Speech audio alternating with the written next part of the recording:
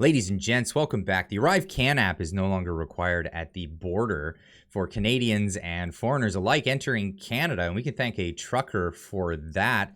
But the huge cost of the development of the app has been called into question. Not only that, but the cost to the economy. 50% of the tourism industry was hit very, very hard because of this app. Now, Liberal MPs are non-apologetic about this, saying that they're not going to apologize for an app that saved tens of thousands of lives. This is from True North.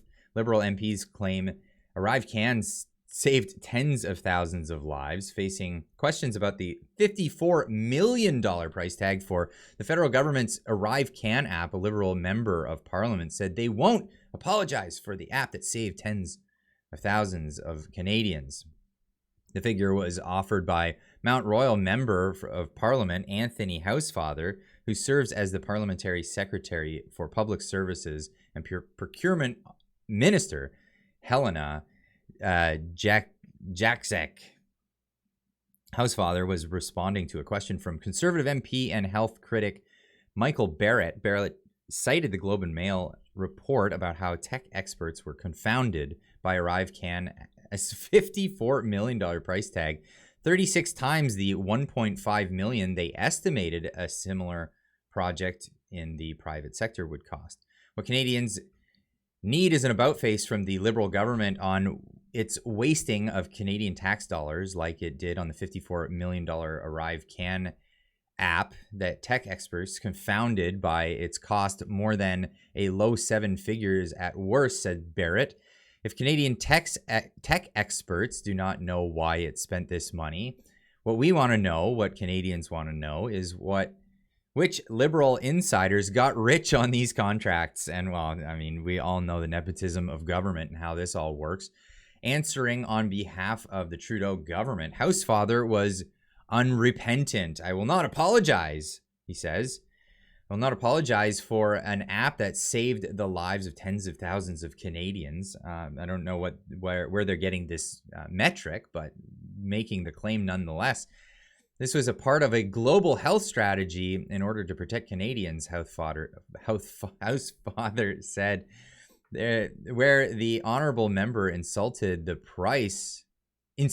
the price was entirely related to developing the app. The price related to development, accessibility, support, maintenance, and multiple different contracts.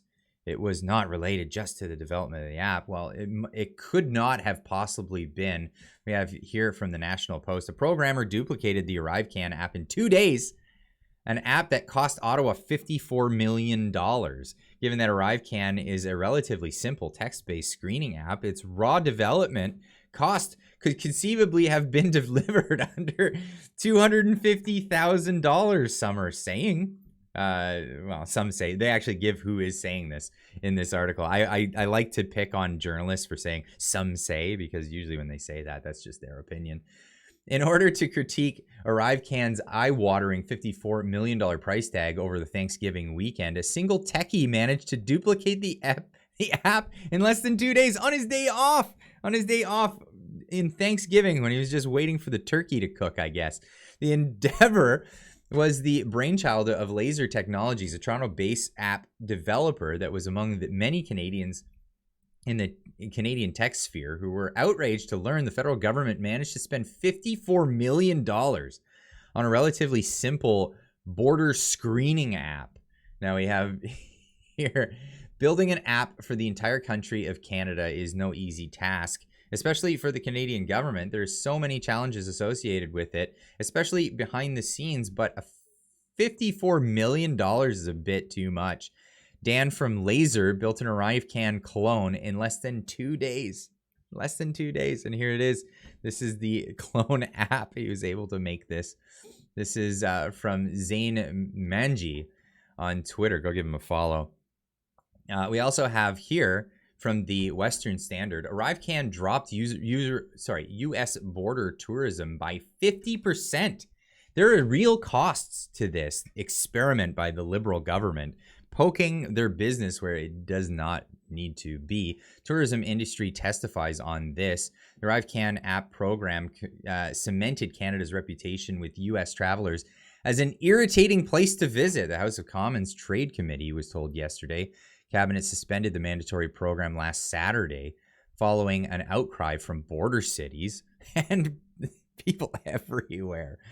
It had massive effect, testified Elizabeth Potter, CEO of Tourism Industry Association of Canada. We're seeing a drop of 50% and more of Americans coming into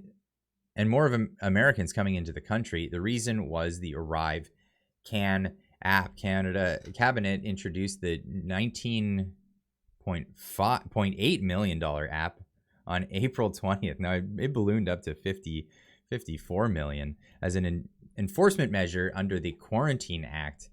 It mandated travelers crossing the border send electronic notice of their vaccination status and a lot more information that is normally not required of people crossing the border. And this is where a lot of people were really irritated.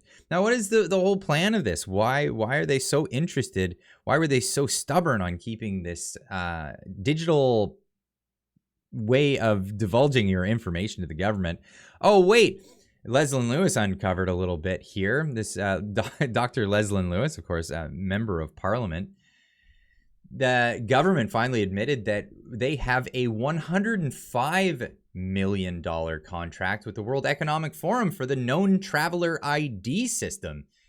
Take a look at this order paper. It's no longer a conspiracy theory. It's a contractual fact. So she has here the actual contract that she's uncovered here. There's also a article from the Countersignal breaking, exposed $105 million liberal partnership with the World Economic Forum laid bare. Now, I've been insinuating that the ArriveCAN app was to get people used to these new digital ID systems while crossing borders. Well, here we go. The Trudeau Liberals have a $105 million contract to develop a known traveler digital ID. And the World Economic Forum is a project partner. The Conservative MP and two-time leadership contender Leslyn Lewis uncovered the admission in an order paper, question signed by Transport Minister himself, Omar Abracadabra. I never know how to pronounce that one. The response, Transport Canada admitted the World Economic Forum is one of several partners in the federal government's known traveler ID, digital ID project, which will cost $105 million over 5 years. You're paying for it. That's what's going on here.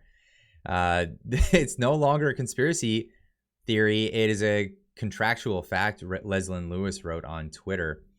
Transport Canada announced the KTDI project in January of 2018. This is not news. This is olds. But this is what's been going on. It's behind the scenes, and anytime you bring it up, they tell you to take the tinfoil hat off. But here we are. According to the order paper response, the project is based on voluntary contributions from project partners. All project partners are responsible for their respective costs associated with the participation. Project partners include the government of Canada, the government of the Netherlands. There seems to be a little bit of a continuous sort of trend with these two governments. The Netherlands, we've seen all kinds of contention with their public, with their policies and what they've been doing. Air Canada, Royal Dutch Airlines, Toronto, Montreal, and Schiphol International Airport, and the World Economic Forum. Emphasis added.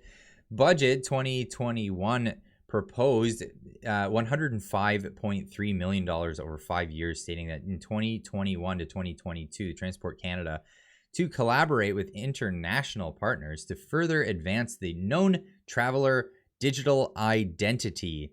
The World Economic Forum says it, along with its partners, are currently piloting, sorry, I saw plotting there for a second, piloting components of the KTDI concept in a real-life cross-border context to further enhance the concept and inform future pilots.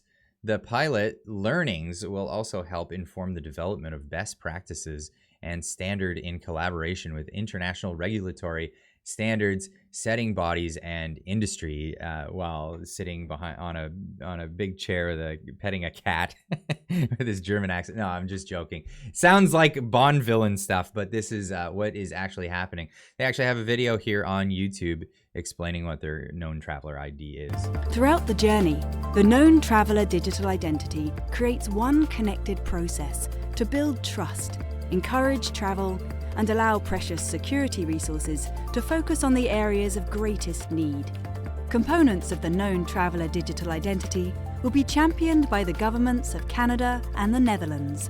Additional partners include Air Canada, KLM Royal Dutch Airlines, Toronto Pearson International Airport, Montreal Trudeau International Airport, and Amsterdam Airport Schiphol, in collaboration with the World Economic Forum and Accenture.